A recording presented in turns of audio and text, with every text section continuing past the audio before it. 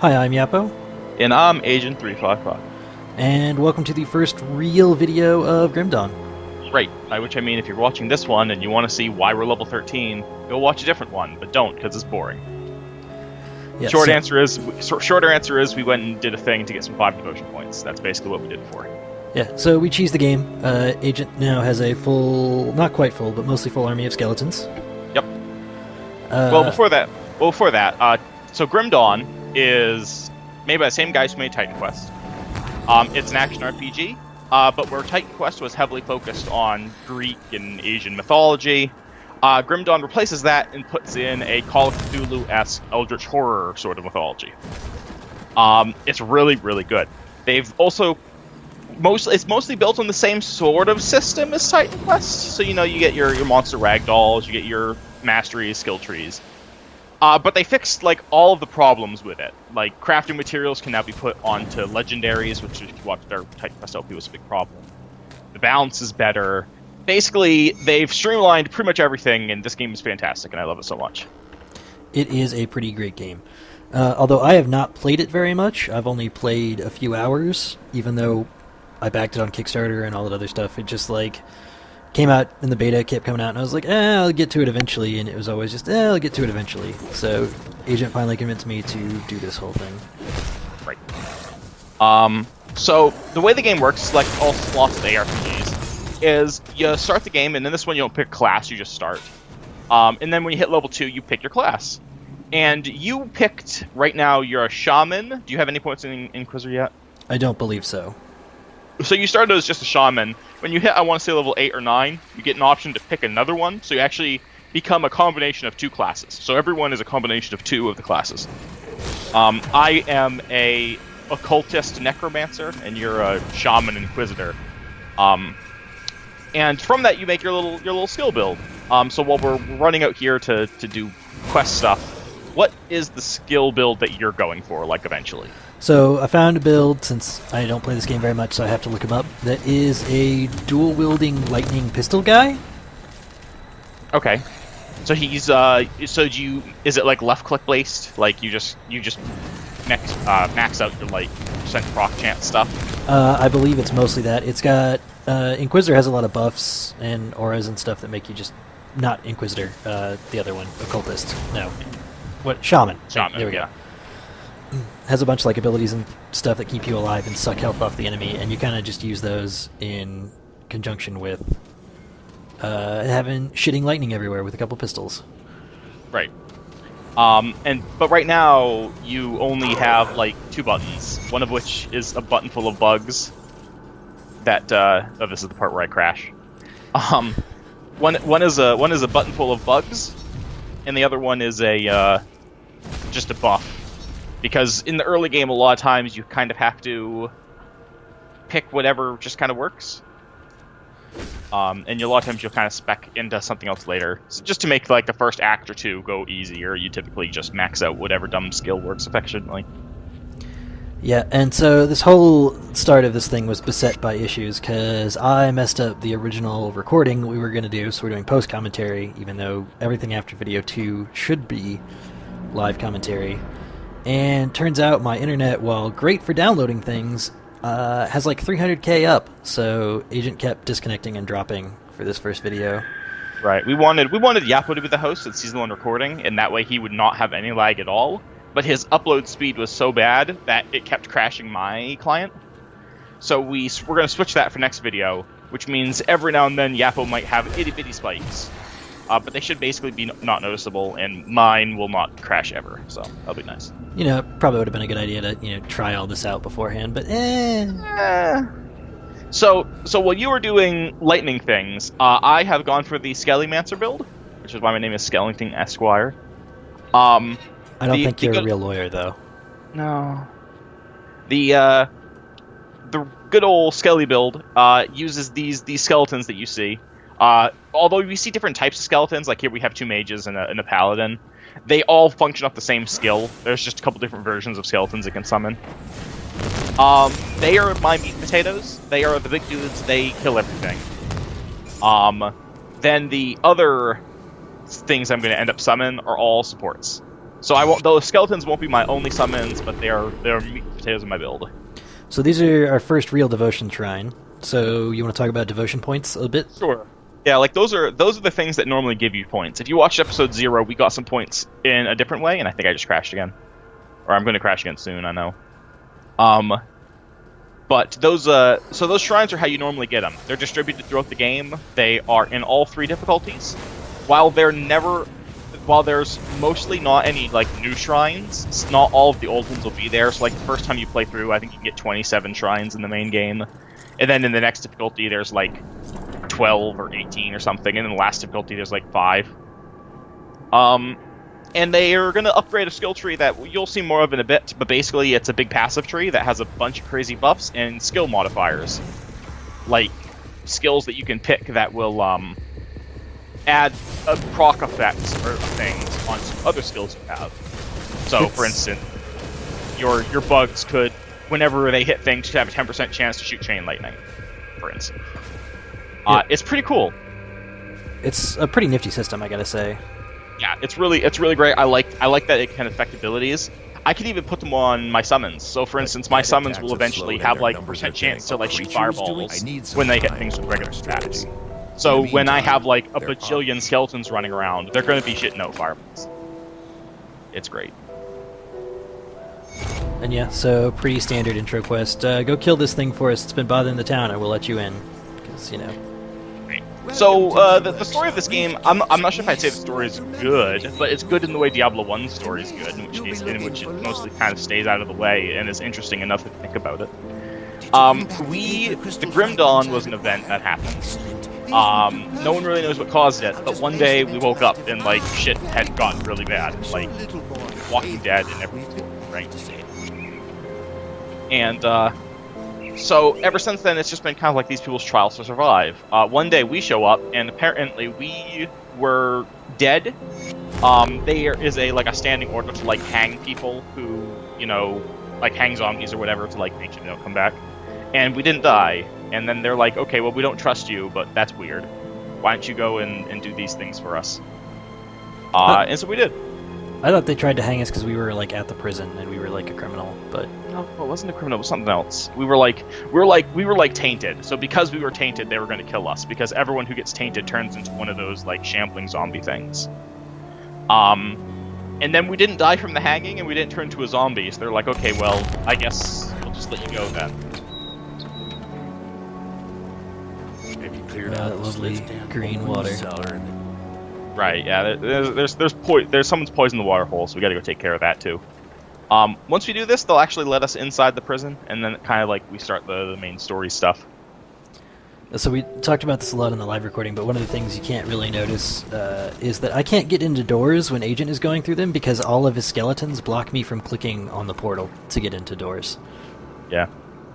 Because this is unlike Titan Quest, where you can't just like run into every cave and stuff. You have to actually like click to transition into like sub areas.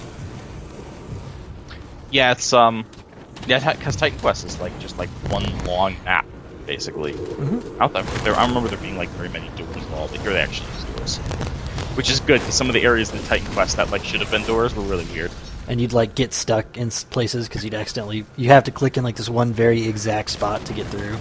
Yeah, it was goofy. Really, the doors are just a convenience thing. But yeah, there are so many skeletons in Agent's Little Army of the Undead now that I can't get through a door until he is fully loaded through. Yeah, so we're kind of just rolling through everything really quickly because we were a high level. We are kind of outscaling all of the monsters for a little while. They're only one level below us right now, because this area is a little bit tougher than the area we just left. Oh, I crashed again. But what we do is there's a particular spot. There's going to be a town we're going to come to, and once we get to that town, which will be next video, we're going to slow down and actually start exploring, because I think the game is better if you take the time to explore most of it.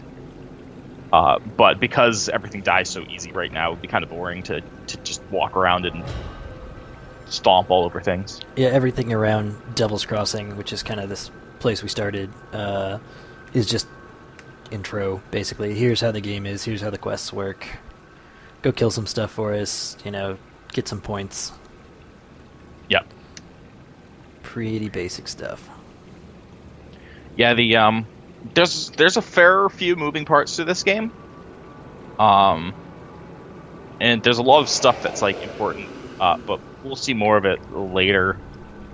Probably most notably is there's like reputation systems and like and there's like a relatively complex crafting system and all of this stuff, which is all really cool stuff. But you know, we'll get there. Gotta go kill these sliths. Sliths, yeah. I forget what they were called. So some of the enemies that we're going to kill there's a few factions. You got your beasts, which are like these spiders, and those are just like they were just regular old animals, and then when the Grim Dawn happened, now they're like gigantic murdery animals. Then you got your Ethereals and Chthonians, which are like two rival factions. You can think like one of which is like ghosts and like green sort of glowy things, and the other is like red sort of glowy things. So it's kind of like demons versus like some other ancient force. It's not really angels demons because they both fucking want to kill you, but it kind of is like that. Two different kinds of evil as shit people. Yeah, yeah, basically. And the first portion of the game, the main story is going to mostly deal with Chthonians, and then the last portion of the expansion starts to deal with the Ethereals. Of course, even the expansion kind of ends with a cliffhanger, sort of, hey, wait for next expansion, sort of thing. What jerks. Since we've been talking about it, the Titan Quest just randomly came out with a new expansion 12 years or whatever after the game was released. And it's not like it was even, like, announced. It's not like they said, like, hey, in a year we got a Titan Quest expansion coming out. It was literally just, like... Showed up on the Steam sale one day. Yeah, Steam just page. it just, like, came out, and, like, same day, like, they said over Twitter, by the way, we made an expansion. It's weird. They actually fix some stuff. Like, they let you, one of the things that the expansion does is they, lets you put crafting materials into blues and purples now. Right? Because if you remember right, we did LP of it, and we actually used a program to cheat to put things in blues and purples because the game won't let you normally. And, because it's dumb. Because it means the best class of items can't be used in the crafting system, which kind of makes the crafting system pointless. Dumb. They fixed that, thankfully. Grim Dawn. My energy is low. Yeah, it seems like they went like, oh hey, Grim Dawn did this, so we should probably do that too. Right. I think some of it too was just like people like these. I don't know. I can't figure out why the heck they would fix this expansion. So some of these shrines, I think the only one we've seen so far is they have different requirements to trigger, and so most of them are just, hey, give us this not terribly rare, but I guess kind of rare item, and we'll give you some devotion points. Right. To start with, they're pretty easy. Then they start asking for rarer and rarer components, and eventually they'll start asking for like mythical talismans and like these crazy, relatively hard to get things. So that's the point of grabbing those 5 devotion points, so we don't actually have to give them the hard stuff. Good, you're back.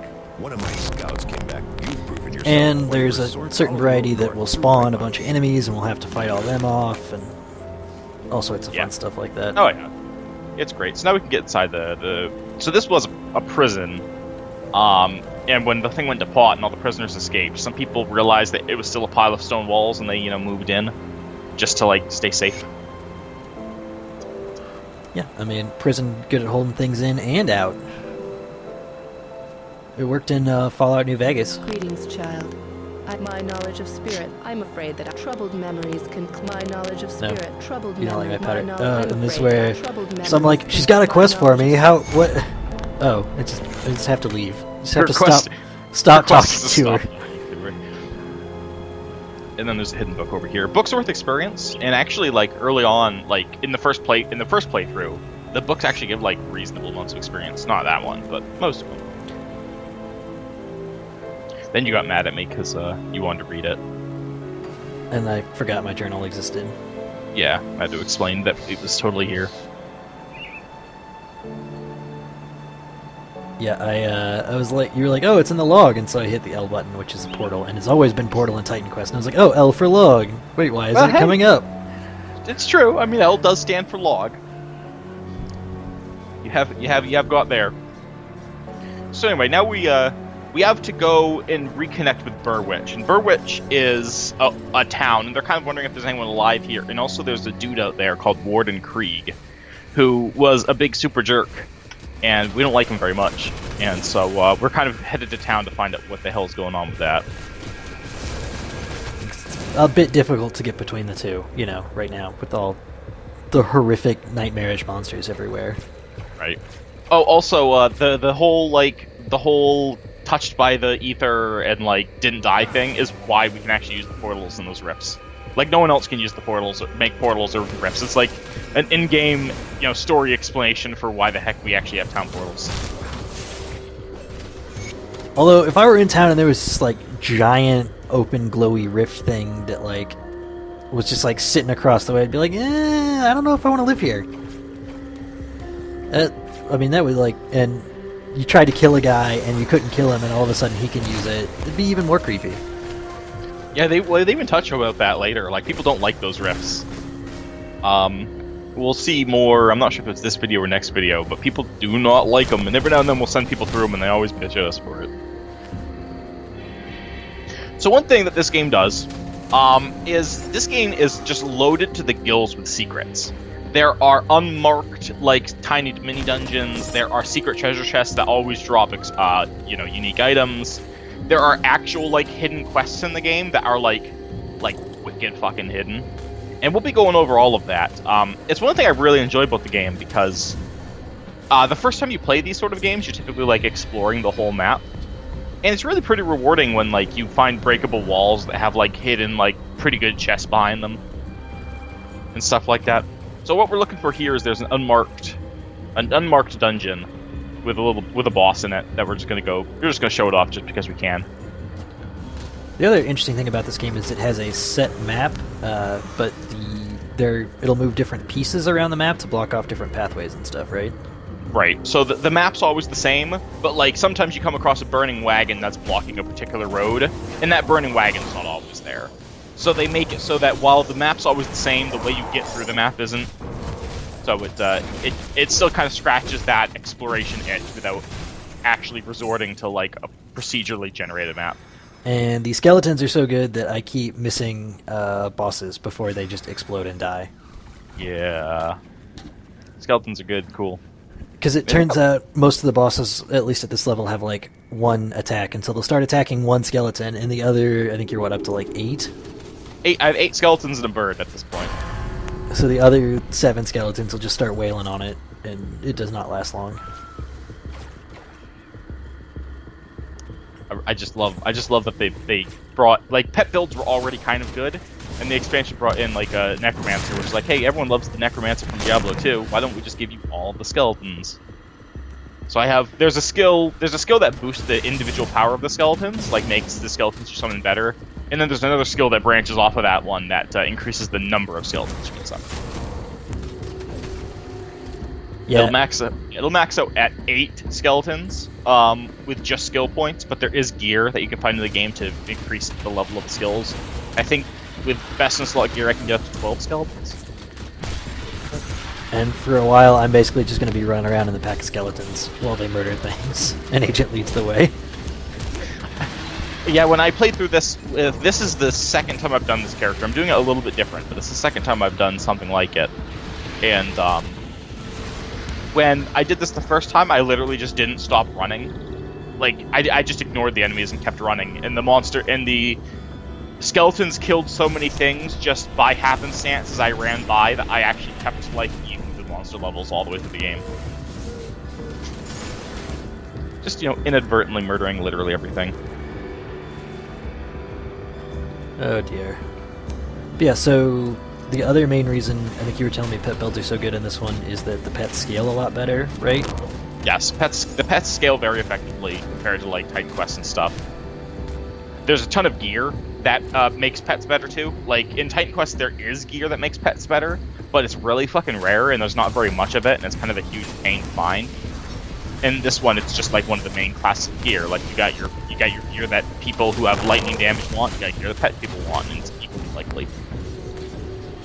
Yeah, this game has actually several classes that have quite a lot of summons, doesn't it?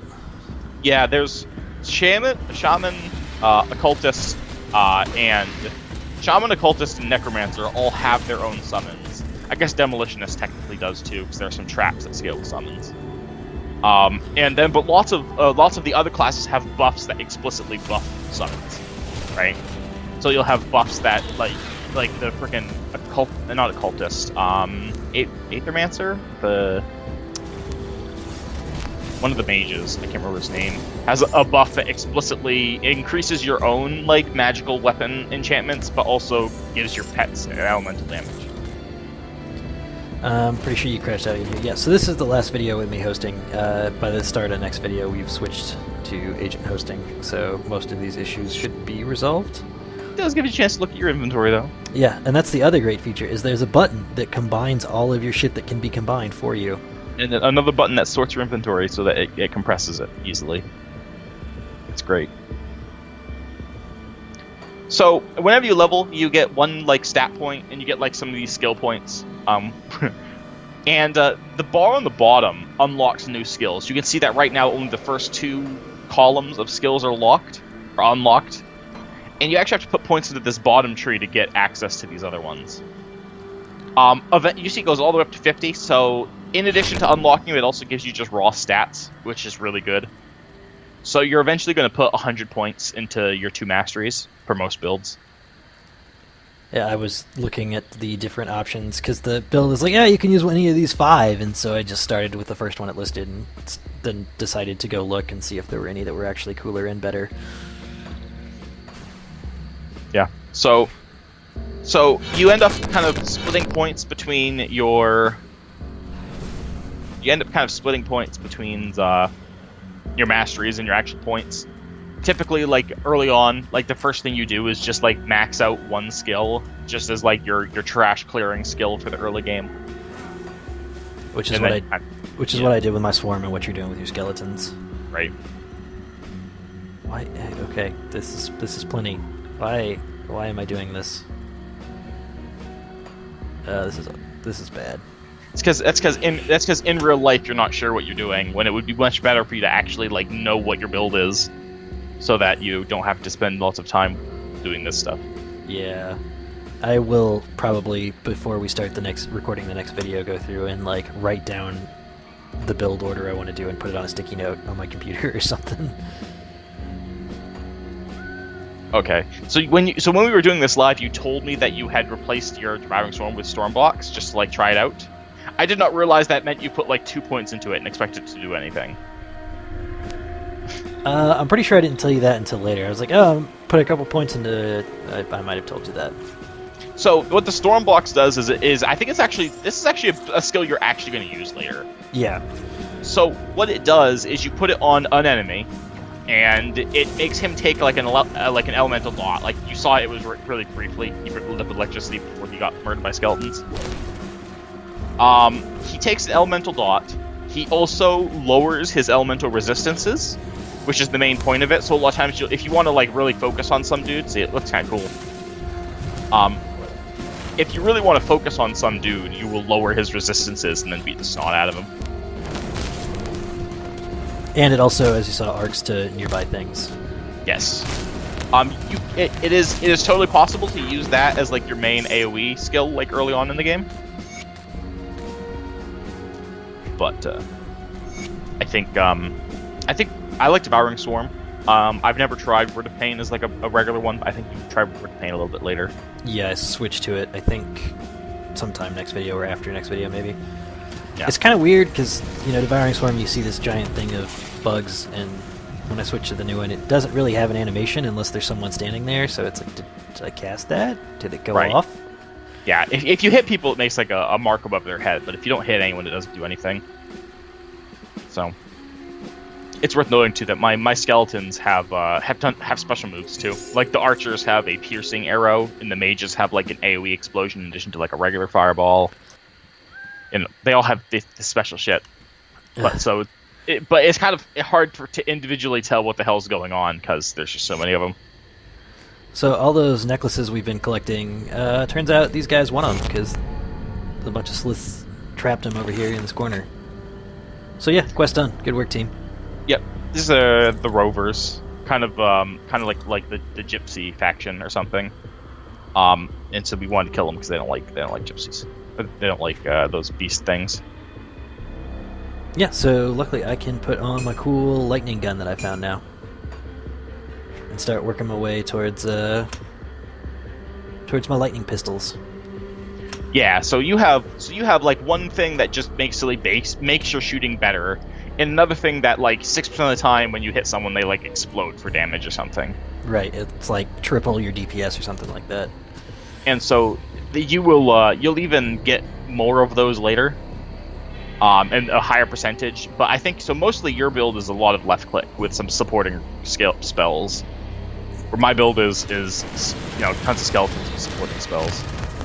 Yeah, we've talked about this previously, but I like to be a lot more involved in the playing I'm doing. And you're like, oh, I'll just let everyone do everything for me while I run around and look at the cool stuff. Yeah, I'm pretty down with just running around and like looting chests and things while everything dies. So you'll often see me just like walking around like kicking over barrels. Whereas, I like to be a bit more involved in the action. So, but this game I feel like supports both playstyles pretty reasonably well. It does. You can do whatever your heart's desire. Yeah. Yeah, not everyone likes the Minion Master play style of like not actually doing things. But I love it.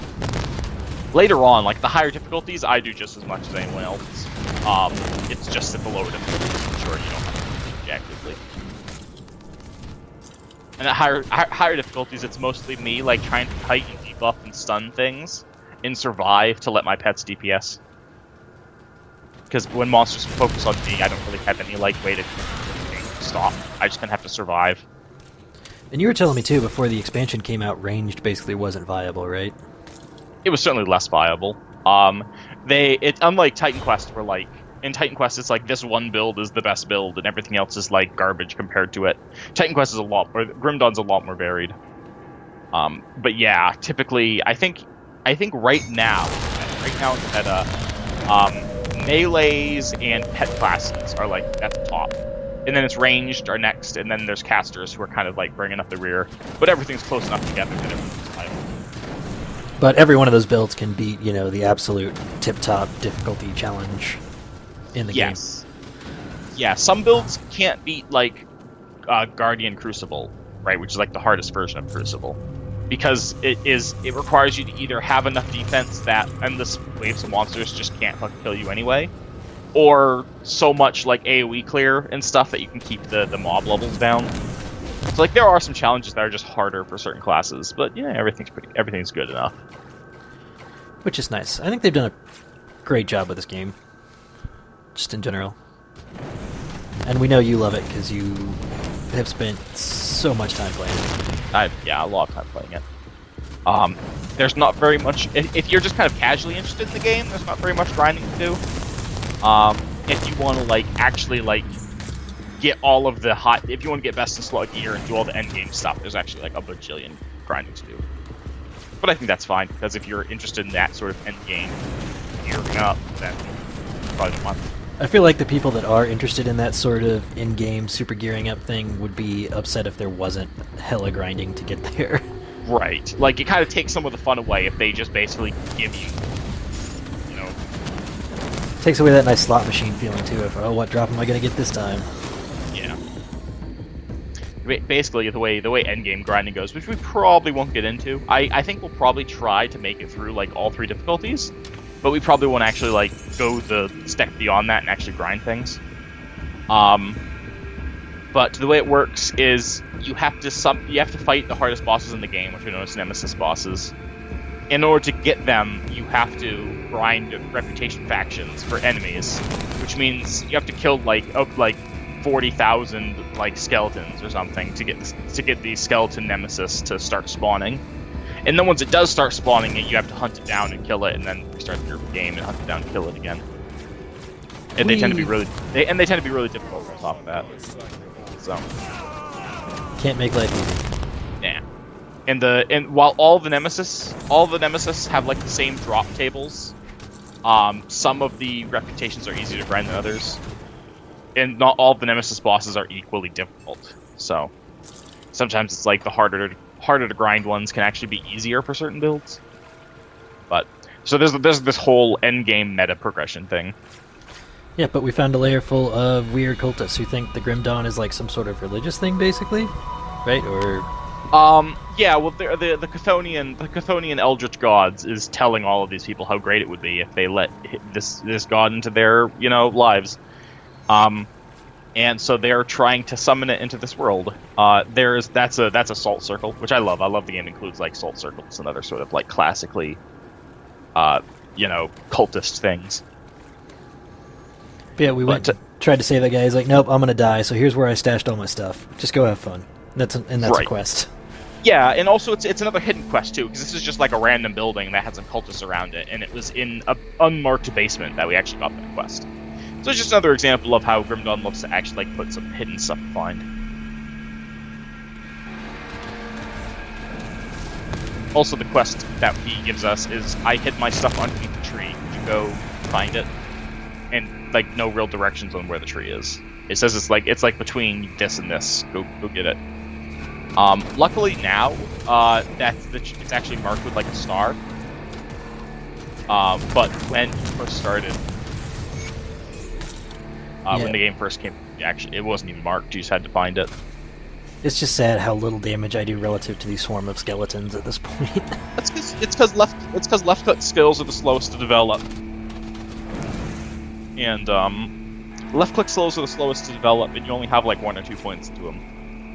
That's true. I think I only have legitimately 2 points in it right now. So, like in order to have success in the early game, it's really wise just to pick something and dump all your points into it. And then after that, you kind of just like pump up masteries and kind of like move up the trees and stuff. But in order to make it so that you're not struggling initially, you just like dump all your points to one thing, like skeletons. Which, I mean, I guess I understand. It's just kind of boring to me. Not have 6,000 skills available to use at any given time. Yeah, but hey, at any given moment, you can only be hitting one button at once. So why not make it the one button the best button and not worry about it? But what if I could hit buttons really fast? Animation lock, my man.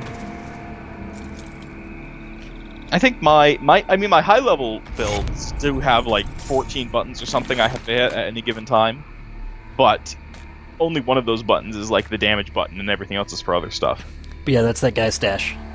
Yep, that was it. It was beneath that rock or tree. Oh, exciting quest completed. Moving on. Yeah, well, we're running around and hunting this stuff. We're gonna head back to town and turn these quests in. Oh, also, that's right. We can come back to take a little shortcut. What? I swear I was sober when we recorded this. Yeah, well, you're listening to me. I was probably saying we should go to Foggy Bank. Oh wait, no, we should go to town or something. So it was probably my fault. Yeah. I'll go ahead and throw myself on that hand grenade. So that guy's family died to these things, and he gave us some money and said, "This is me paying you to go kill these dudes." And then after we did that, he says, "Okay, well, I got some even bigger ones. I'll give you even more money to go and kill those guys." What do you want? He also asks us what we think about it, and if you like are an insane person and pick like it was bloody and gruesome and I loved it, and he actually like commends you. He's like, "Yeah, that was great." That's Good what I work. like. Proud of you. See you around. Yeah, I picked the slight regret. I guess everyone just watched that, so I don't need to tell you. I'm too used to doing this live. What did you pick? Oh, the slight regret. Right. Yeah. Yeah, and then he makes fun of you. He's like, what are you, kind of pansy man? If they were human, they weren't human now. Huh. I hope you're such a poor thing. Yeah. Oh well. It's an ARPG. We probably don't want to think too hard about our moral choices here. This game actually it even has some like failable quests in it, and like quests with multiple options and things like that. Most of them don't play off like morality. Most of them play off like whether or not you succeed at things. Certainly the game never says like, here's the good option, here's the bad option. It's never like that. Everyone loves games like that, though. It's everyone's favorite. BioWare can go jump in the lake. They've made a good game in years. Man, you know what we need? BioWare and EA to combine for a game. Play 40 hours to unlock the good choice. I just want people to feel like they're accomplished. Man, you gotta do a better job keeping up. Yeah, I know. Like, the skeleton horde just, like, runs away, and I'm like, oh, I should that's probably... right. I said, I was trying to let you fight the boss, so I kept my skeleton horde. I kept giving them move commands so they wouldn't attack the boss. And then I lagged. And once I lagged, they killed the boss, but I guess you were not even trying anyway. Well, I got frozen, and I was like, oh shit, oh shit, oh shit, oh shit! And I was more worried about the enemies immediately attacking me than I was the boss there for a little bit. I just wanted to see the boss this time, because the last couple times, I've been like, alright, let's go fight the boss, and I get distracted for half a second, and the boss is dead. And I'm like, welp. Yeah, don't worry, we're still just kind of in that early game, everything's easy spot. I crashed again, by the way, in case anyone at home was wondering. So... there's an option in this game to run instance loot, where basically, you know, everyone's loot is on their own screen, which Agent runs with all the time, and for some reason I had turned off, so I was like, oh, I'll just go steal all this loot while he's not here. He'll never know. What a dick. And now he's watching the video, so he knows, so my plan is ruined.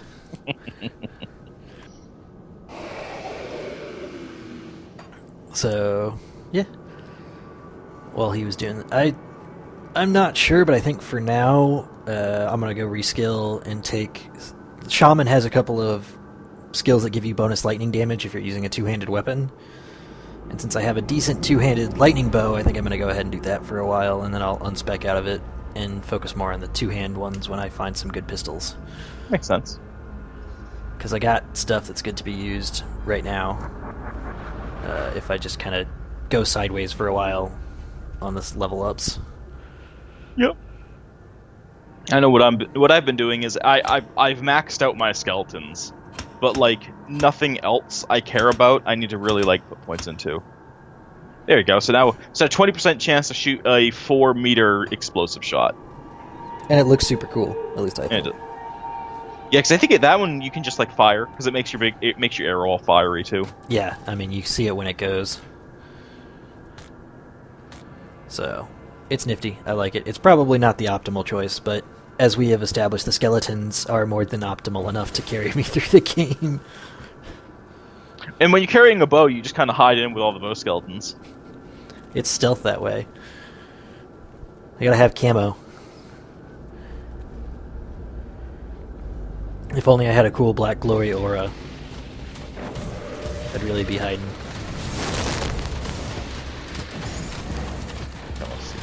I'm waiting for you to shoot your bow and shoot a fiery shot.